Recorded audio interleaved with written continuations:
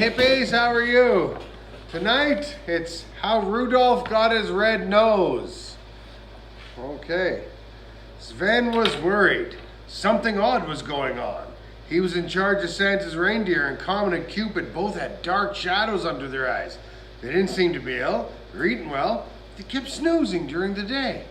Now this worried Sven. He was a very kind man who takes pride in the lovely, healthy herd there. It's important to have them in top condition for their trip, of course, but Sven was afraid they didn't feel well and they couldn't tell him.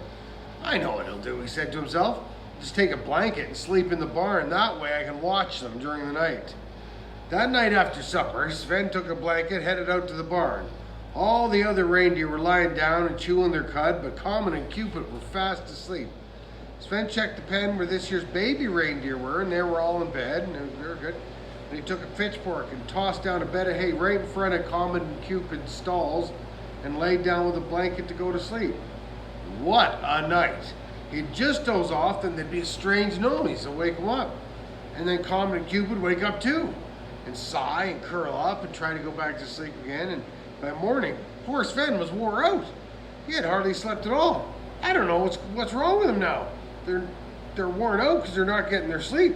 As soon as we turn the herd outside in the sunshine, we're going to check this whole barn and find out what's making the noise, he said.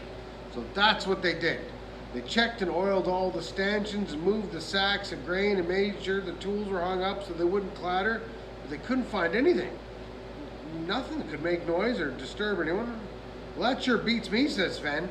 We checked everything. I can't figure it out. Well, we haven't checked the hay mow, said the piped up a little elf. By golly, you're right, said Sven. I hate to ask you boys to move all that hay, because I never heard hay make noise in all the years I've been taking care of stock, but it's the only place left, he says.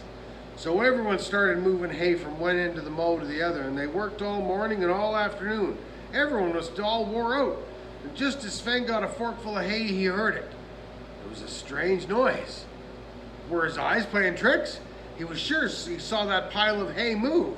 Just a minute, boys. We better go pretty careful, because I think I found whatever it is. The little elves gauze a bit of cigars. What do you think it is, says one. Maybe it's a bear, said another. Or a wolf, said a piped up. That's the big elf. That's piped up another. Anyway, I don't see how that's possible, said Finn. You got to know how to keep a barn locked up tight so nothing can get our reindeer. Now just in case some ornery kidder got in here, one of you boys go and get my rifle. In no time at all, they had Sven's rifle all ready in case of trouble. Now you boys stand back, said Sven. I don't want any of you to be hurt. Well, all the elves moved back, and they knew this could be dangerous. Then Sven tiptoed up to the hay, and he started lifting it away. Then came that noise again. All the little elves looked very serious and moved back a little further.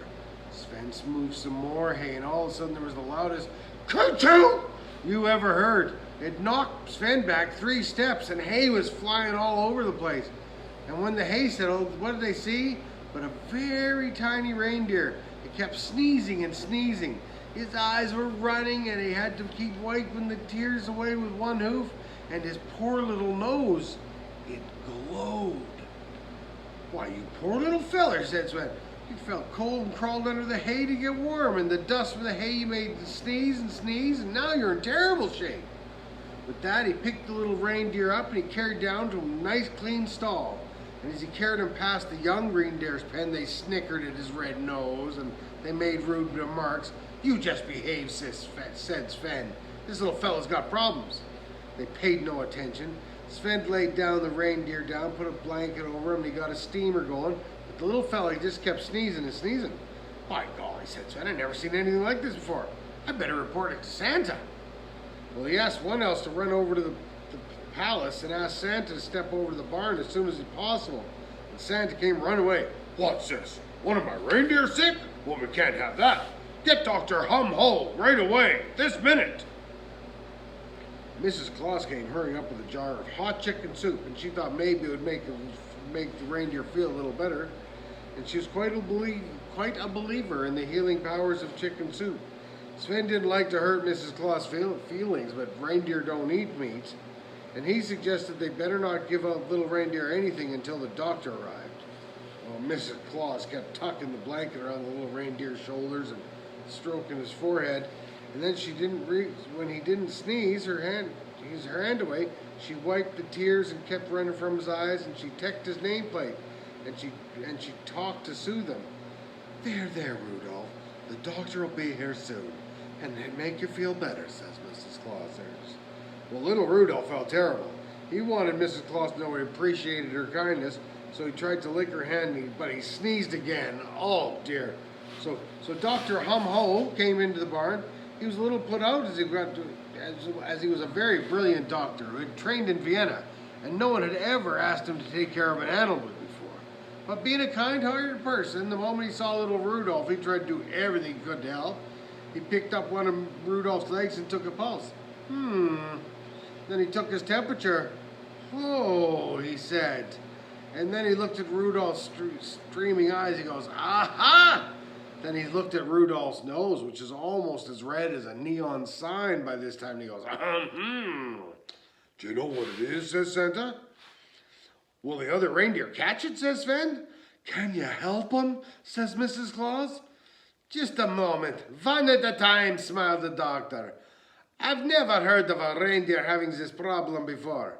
I'm sure this little fellow has hay fever.